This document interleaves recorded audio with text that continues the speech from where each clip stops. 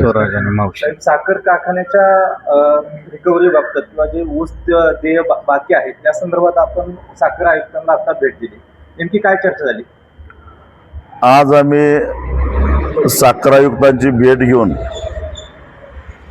ऊसाची जी थकीत FRP आहे संपूर्ण महाराष्ट्राचा विचार करायचा झाला तर जवळपास 6,000 कोटी रुपयाची थकबाकी अजूनही आहे.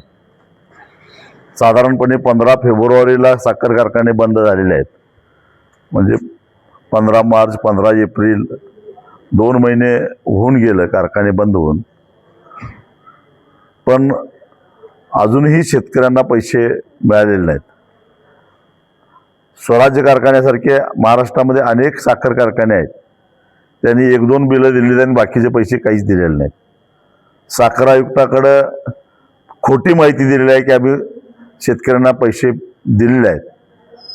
तेव्हा प्रत्येक पंधरवड्याचं बिल किती निघालं आणि शेतकऱ्याला पैसे पोचले किती याची डिटेल माहिती महाराष्ट्रातल्या प्रत्येक साखर कारखान्याकडून घ्यावी.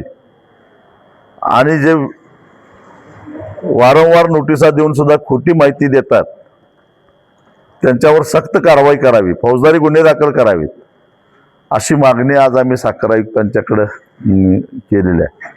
एकंदरीत सातत्यानं गेले कित्येक दशक आपण ऊस दरासाठी शेतकऱ्यांच्या हितासाठी प्रश्न मांडण्याचं काम करत आहात. देशाच्या शेतकरी चळवळीचं नेतृत्व आपण गेले कित्येक वर्ष करत आहात. नेमके ऊस उत्पादक शेतकऱ्यांचे जे प्रश्न आहेत ते ठळक मुद्दे आपण आपल्या चॅनलवरती सांगाल? खरं तर ऊस उत्पादक शेतकरी जो आहे तो मेहनती आहे, चांगल्या गुणवत्तेचा चांगल्या क्वालिटीचा ऊस कारखान्याला पुरवतो.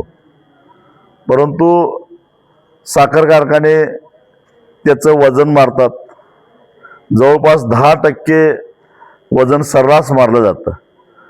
म्हणजे त्यानं जर का 110 टन ऊस पिकवलेला असेल तर त्याला पावती 100 टनाचीच मिळते, अशी एकूण स्थिती आहे.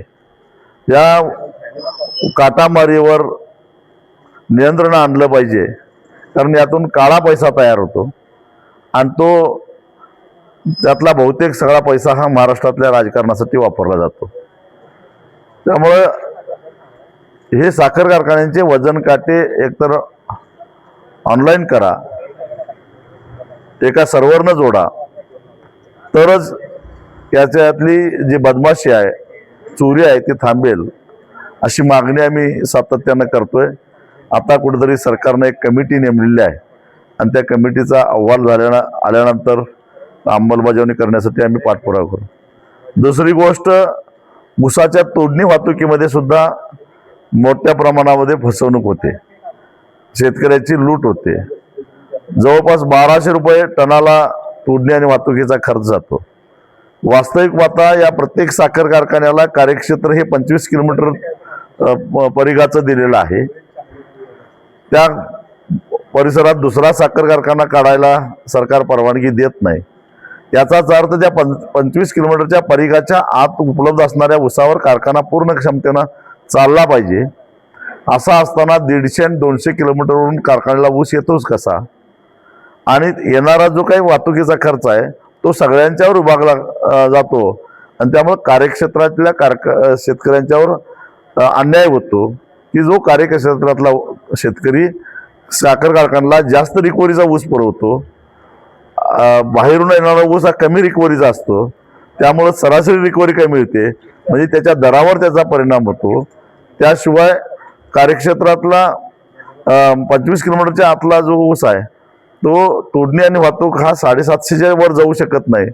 पण 1200 रुपये जर का सरासरी साखर कारखान्याची तोडणी वाहतूक होत असेल तर त्याच्यामध्ये कुठेतरी 400 ते 500 रुपये टनाला त्याची लूट होते. आणि ह्याच्यावर कुठेतरी नियंत्रण आणणं गरजेचं आहे आणि त्या संदर्भात एक फिक्स धोरण सरकारचं असलं पाहिजे. आणि शेतकऱ्याच्या शेतापासून साखर कारखान्याचं जे अंतर आहे त्या अंतराचीच वाहतूक घेतली पाहिजे. तोडणी सगळ्यांची समान आहे, परंतु अंतर जेवढ्या अंतराची वाहतूक झालेली आहे तेवढ्याच अंतराची आकारणी झाली पाहिजे. अन्यथा जवळच्या शेतकऱ्यांना जो चांगल्या रिकव्हरीचा ऊस देतो त्याच्यावर फार मोठा अन्याय होतो.